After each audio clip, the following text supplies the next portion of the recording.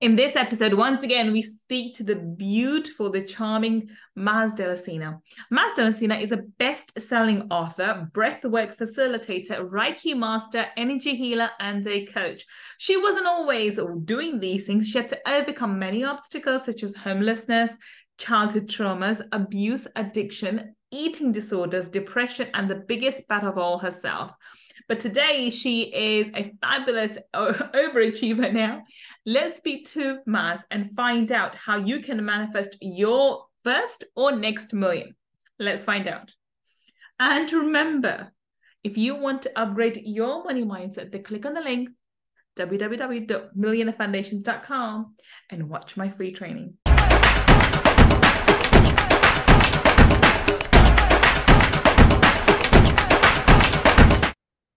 Welcome. This is Gull, your money mindset expert.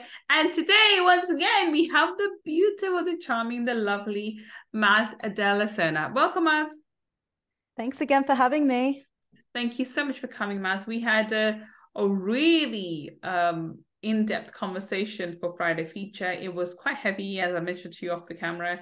I literally felt the energy as you were talking about it, because it was very, very intense. And if I felt it, and you went through it. So, we can only imagine how, the transformation you've had and what experiences you led. But yes, it's been a pleasure talking to you. So we had to have you back for Money Talkies. Maz, everyone's heard your intro. They know how wonderful you are. Please, in your own words, tell everybody what it is that you do. I'm an author, energy healer, and coach. And I help people heal from their past, release trauma and their subconscious blocks and beliefs so they can transform their lives. Awesome. And so today we're talking about how to manifest your first or next million. So talk us through, what is your idea of manifesting? What do you understand by the term manifesting? Manifesting is just another word of being able to just create, I believe. Like, we just create our realities, and we literally can. Whatever it is we want, we create it. And manifestation is just a fancy word for it, I guess. It basically, so you can create your own reality. So what is the strategy that you use? How do you help your clients manifest money? What was the step-by-step guide? For me, and it was a missing link for me when it came to being able to manifest my first six figures, coming from being homeless and broke on the streets and struggling to, like, back then 100 grand was such a big amount to me, where 100 grand is not such a big amount to me now, but it was on such a big pedestal. And it wasn't until I made that 100K and manifested that, when I was manifesting using water, I would manifest 10 grand a month. And I was like, if I can do 10, let's do 20. And I can do 20. And it just slowly kept increasing, right? But it is basically the missing link that I understood for me. And it's what I help all my clients with now is, one, healing your inner child. When we have a wounded child and we do not feel safe to receive that money and that abundance, or maybe we grew up in a household where we got told and we believe the rich are evil, and you're greedy if you have money. And, if I remember being told and hearing myself, the poor get poorer, the rich get richer. And just having those kind of beliefs, the conditioning of society or your parents and your family and people around you, or the way however you grew up, if your child has wounding when it comes to finances and abundance, that's the number one thing that you need to start working through, and being able to transmute those beliefs where they're coming from a place of love, not fear. And again, talking about beliefs, and not just from childhood, but your own beliefs and feelings, the subconscious blocks and the thoughts and behaviors that you're having that is contradicting you being able to receive and create that abundance into your life, right? So again, that moves into doing your shadow work and learning to reprogram your thoughts, your thought patterns, your behaviors, and the subconscious beliefs that are going on that you may not even be aware of. And then once you've worked through all of that and been able to transmute all of that, that's when you can start believing that you can have it, because the truth is we can all have it regardless of where we've come from. There's a lot of people from poverty that are very successful and very abundant, right? And it doesn't matter what your circumstance is, who you were or where you came from or where you've been. Like, if you believe you can have it, you can. And it is all just down to that belief. And I believe to be able to believe that you can receive it, there's just a lot of other healing work and unpacking that you just need to do to be able to be in a place where you can believe it.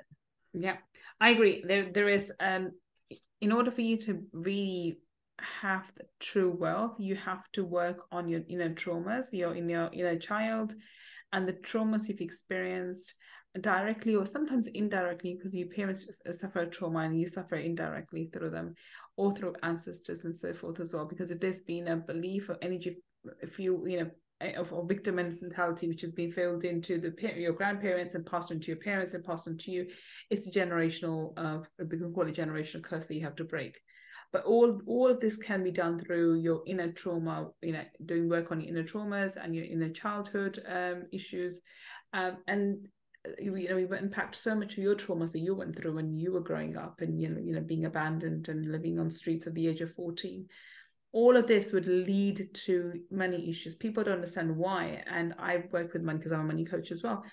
As an energy healer, I know for a fact how much your personal traumas will impact your wealth and your ability to make money, how hard you work to make money, and your ability to keep that money as well. So let's go through the step-by-step process then. So what's the first step?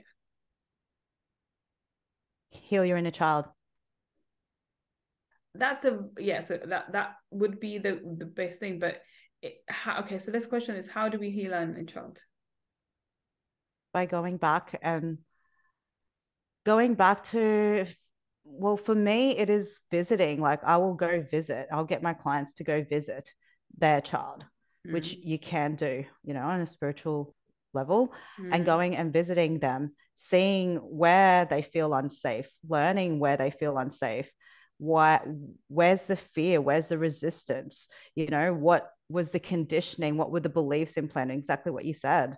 What beliefs were surrounding them and the conditioning that happened.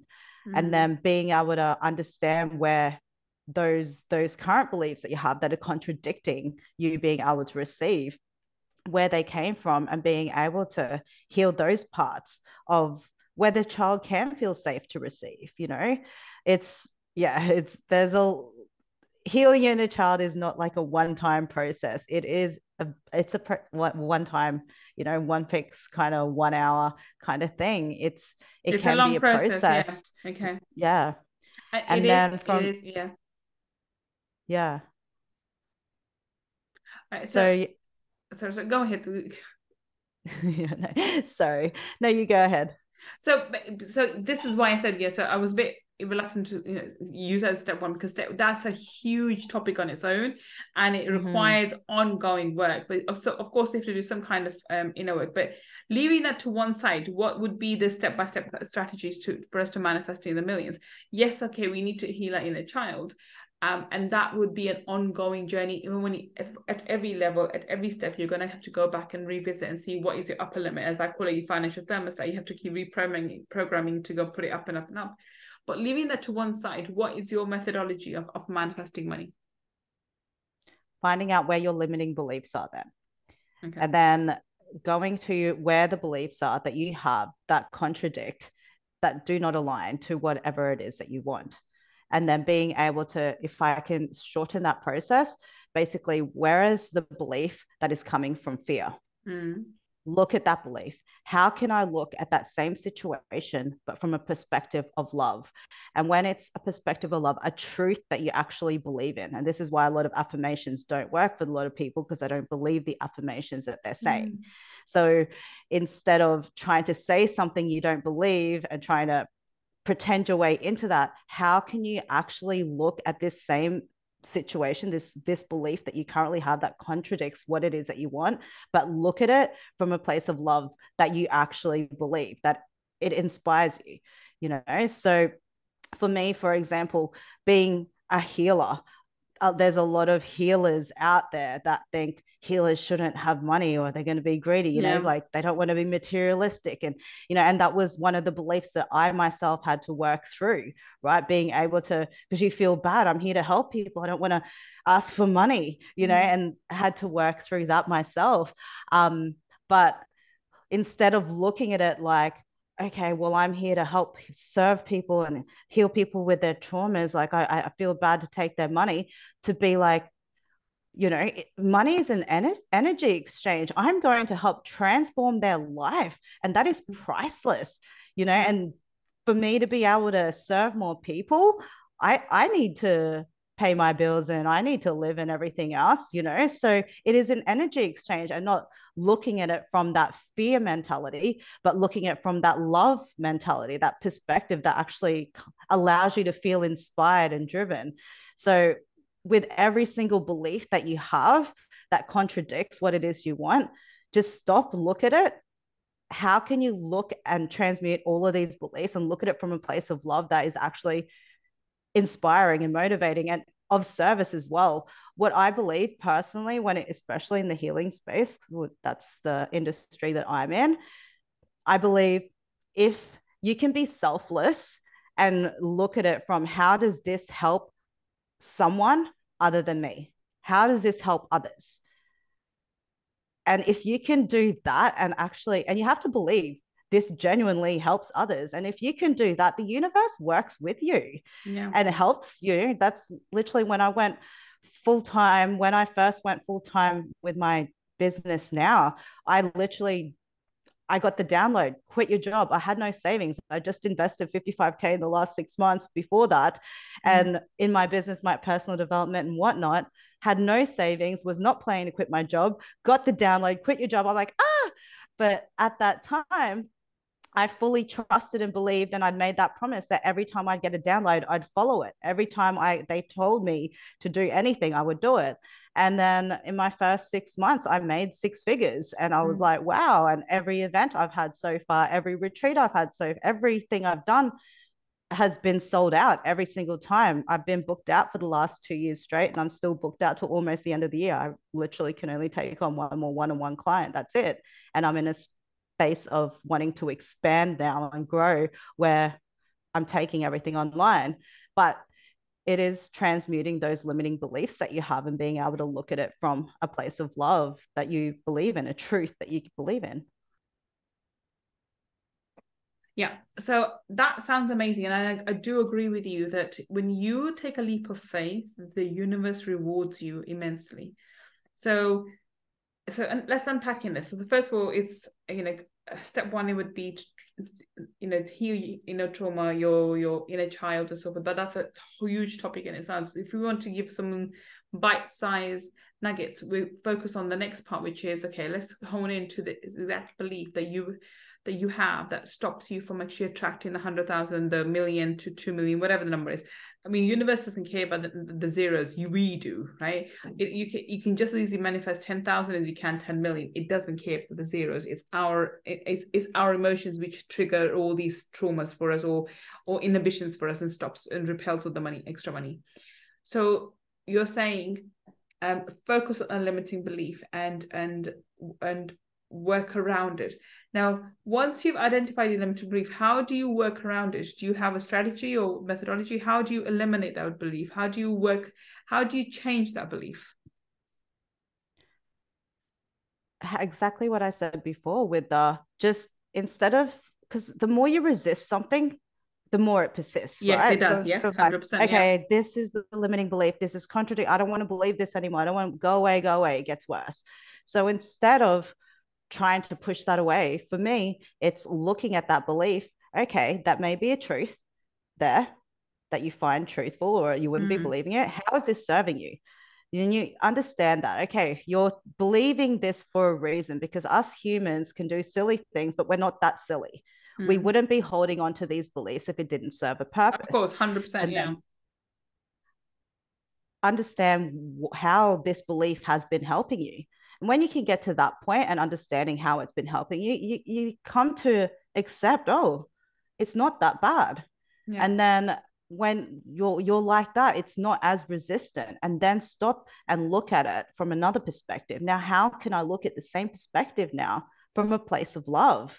You know, like obviously it's served up till now, but I know it must be let go of because of these reasons, and knowing and understanding that. And then from that, now looking at that same belief, now how can I look at this same situation, but from a perspective of love, a truth that I believe in? Okay. So basically, you're saying identify your limiting belief and then see how it's been serving you. Even though you don't think it's serving you, it is serving you in some way. Work out how it's been serving you and turn it on its head and get that same, for example, if it's keeping you safe or something else, get that from something else. Okay, so that's the next step. So what do you do after that? So how do we physically bring the money into our world? Well, when you then look at that same situation and then look at it from a place of love, of like, for example, what I was saying before with the, I don't want to like, I don't want me being a healer being about money. Yeah. Right. I don't want to be that kind of person, whatnot. And that's coming from a place of fear and also a place of lack. But then being like, well, like for me now, my belief is the more abundant I am, the this is beneficial for everyone around me. I have to be abundant to help everyone. And so that is like the same belief, but looking at it from a different belief, a different perspective, should I say, turning that belief that I had about not wanting what I do to be about money, from the more abundant I am, the more I can help others, right? I have to be abundant. It's just bottom line. And that's of service to others. So that's literally like, I don't feel like it needs to be so complicated. I think like with a lot of humans, we can complicate, how to decipher this and that. But I honestly, the game changer for me was find the core belief that I was thinking about, the underlying story, learn how to accept that, embrace that, love that. Because every time you persist something, you push it away, it gets bigger. But learning to understand and give that love and understanding and compassion and understand it did serve a purpose. That's why it's helped you to get to here now, realize, but where I want to go, it no longer serves me. And so now how can I now think about things from a way that actually inspires me, that motivates me, that benefits other people? Like if you have children, it's like, well, if I'm abundant, I can put my children through great schooling and they get all this, like it's serving more than just you. And that's motivating. I just think when you come from a place of love and of service to more than just you, magic works. Like it's not that complicated. Like I feel like it's very, very simple and it works every time. Like in the things, opportunities, the right people, the right things, like just things get put in front of you that's of the same energetic frequency, like it is just coming from a place of love and being able to believe that you're worthy of it. Okay. Yeah, I agree. How